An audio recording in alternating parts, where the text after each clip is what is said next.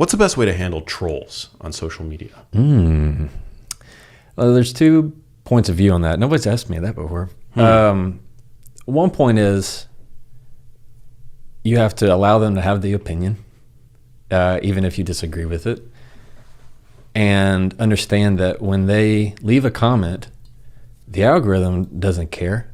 It could be good or bad. There are videos that go huge viral, and they're terrible comments. So what's your goal? Is your goal for maximum amount of people to get it? Fine. Otherwise, my advice is just block those people. Like, I mean, it's my platform. It's not yours. Go follow somebody else.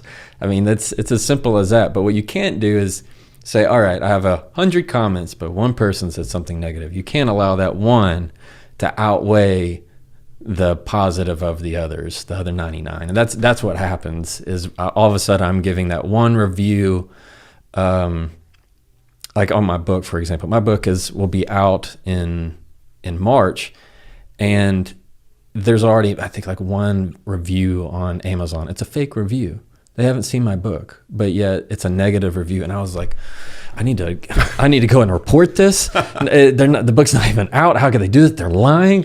And I was like, what does it matter? Just let that go. Thankfully, I don't really have trolls on my social media, my daily videos.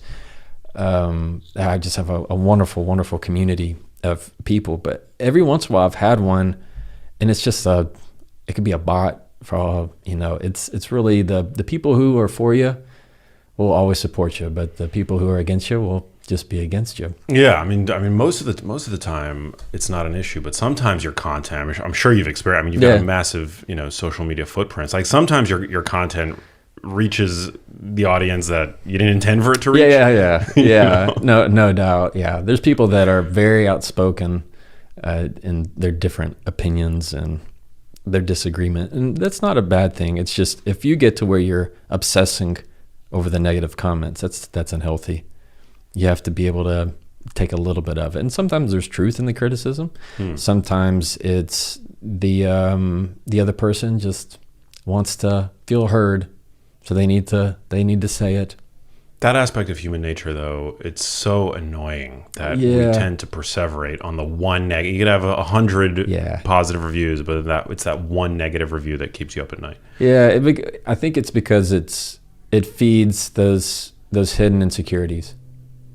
That's what happens. It feeds those hidden insecurities that you think you don't have, but yet when you're not thinking about it, maybe it's just in the back of your mind, that imposter syndrome that I really am. I'm not who I say I am. Maybe I really am an idiot. Maybe I am, making it all up. Maybe I don't know anything. Maybe I am a imposter. I mean, that's the voice that you're feeding. So it goes into this, who are you listening to? Who are you listening to? Are you listening to the people that want to feed into you? Are you listening to the people who want to, just for whatever reason, leave some terrible comment just because? Is that who you're going to listen to? Is that who you want to take advice from? Yeah, well, it hits that nerve that's exposed for all of us. Yeah. Am I enough? Am I really who I say and feel that I am? Yeah, I think everybody, that's a hard-hitting question that everybody reflects on.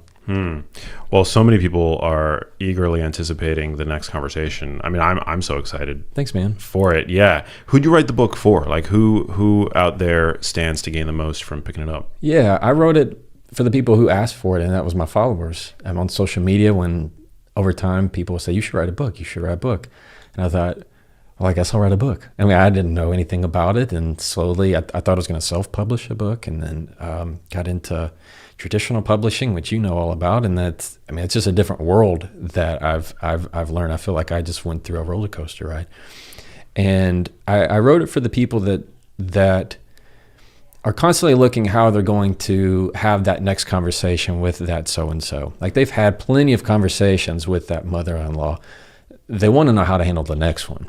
And so I offer a framework, a 3-step framework of if they follow this formula, they will have a better conversation every time. It's saying things with control, saying it with confidence, say it to connect. It is a way that I'm trying to impart, here's my communication framework that you want to start making your own little tidbits of videos on how to communicate that work for you, this is how to do it. Like, my hope is that when they read this book, they just don't need me. They can be able to have it for themselves on how they want to communicate.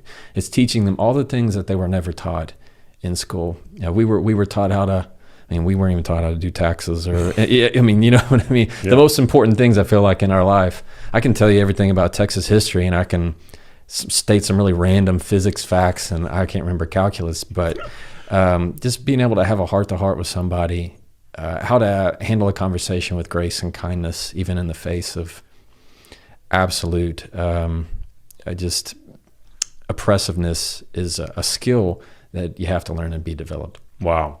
Do you, obviously very valuable. Do you see coaching in your future at all? Or is most of your work, via public communication on platforms like social media, and books, etc.? I started a membership for the first time 2 weeks ago. So it's a school of communication, and it is it's been awesome so far, Max. It really has, because I'm able to apply private coaching and have live classes with them more often, and that I just get a lot of fulfillment out of that. So I field questions with people that are able to come on and I answer that specific question. There are other people that have that exact topic. They're able to talk with each other in the community. I have an AI that has all of my content, and that's dope. Yeah, people use it. I can see people use it every day to answer their own like text messages or emails from people of how I would handle that. Like, if you want to say how you would have written that note, you know what I mean? So it's been really fulfilling and a whole lot of fun getting to see that. Well, how does that work? Does the AI have access to like the manuscript of your book, your social media? Like, how does it answer as you? Everything. Yeah. So anything I've ever done, everything I've ever written, every podcast I've been on, every one of my videos. And so every time I post a video, it automatically uploads.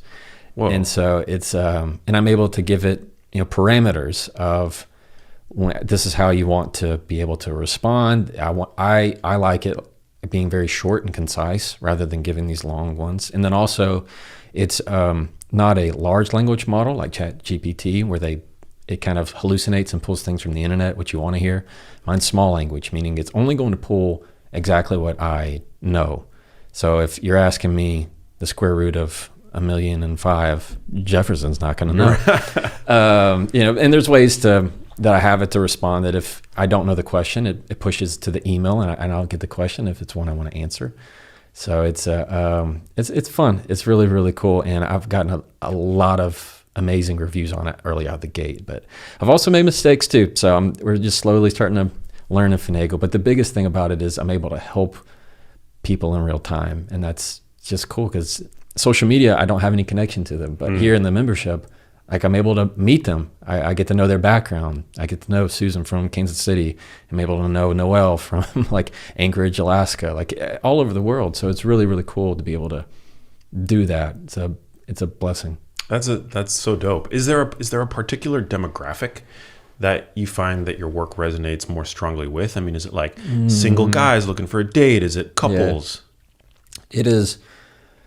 I think I'm about 60% women on my platform, and I have 40% men, and it carries over really to, I'd say probably the biggest occupations are nurses, teachers, therapists, management. And if you look at that, it's because they are in the middle in some sense. A teacher has to report to faculty and deal with parents and students. A nurse has to deal with administration, patients, and faculty. Like there's this blend of having to deal with certain amounts of above you and below you, and that's a lot of communication. Or I get a lot of guys in management that they've just been working at the same company for 20 years, and now they're in their 30s, and now they're not the low man on the totem pole anymore, and now they're in charge of people, and now they have to have people report to them, and God, well, what's am I going to do? And now for the first time, they're thinking, I need to change how I communicate. And now they're wanting to invest in their communication, to be a better manager, to increase in their job. So they realize that now communication is an asset that they need that they never had to deal with before.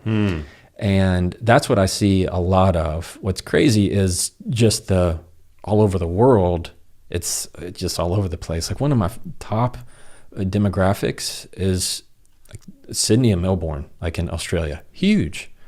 I've never been out of the US. Like, seeing that is really cool. And the occupations, you can just tell these are people that are talking to a lot of people and have a lot of stress on them.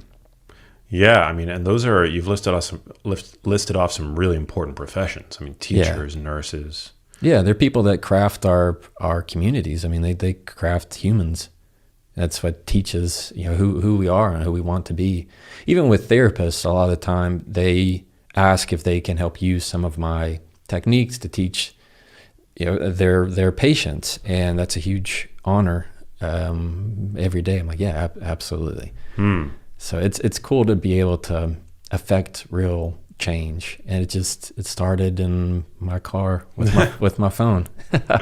I love it, dude. If you enjoyed that clip and want to see the rest of the conversation, you can click right here. Or if you want to see the latest episode of the Jefferson Fisher podcast, click right here, and I'll meet you there.